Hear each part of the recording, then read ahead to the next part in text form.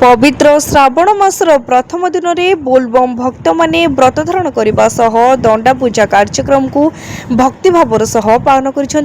श्रावण मास अवसर में भक्त माने मासव्यापी बोलबम व्रत पालन पर संकल्प नहीं प्रभु शिव नीतिकांति रहिबाकू व्रत धारण कर ढेंकानाल जिलार प्रमुख शैवपीठ कपिलास बाबा चंद्रशेखर पीठ समेत विभिन्न शिवपीठ में व्रत धारण कार्यक्रम आयोजित होता बेले परजंग ब्लॉक चांदपुर ग्राम स्थित बाबा स्वप्नेश्वरी पीठ में महाडंबर दंडा पूजा अनुष्ठित होती। विश्व शांति और सर्वमंगल कामना करी भक्त माने व्रत धारण करथिबा बेले धूप दीप नैवेद्य अर्पण करी प्रभु शिव पूजा अर्चना करिसेंती।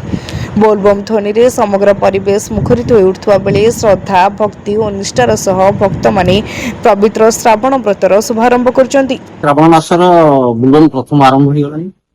समस्त बोलबम भक्त माने आसी मंदिर डी अछंती। सब वर्ष एमती आछंती अछंती। सब विधि पूजा विधि शिक्षा होला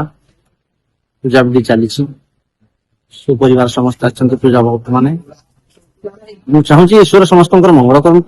सर्वरिष्ट शांति करे समस्त सुपरिवार मंगल करस जाक भले भले सहयोग बोलबम जातु सब बाबा लिंग पानी जाकि ढालतु। श्रावण मासर प्रथम दिन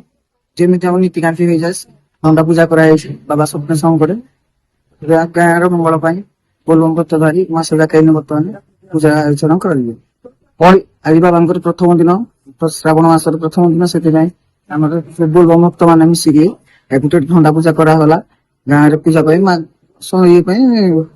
सब बोलबम भक्त मैंने मानसिक पूर्ण करने समस्त मास जाकर आज प्रभु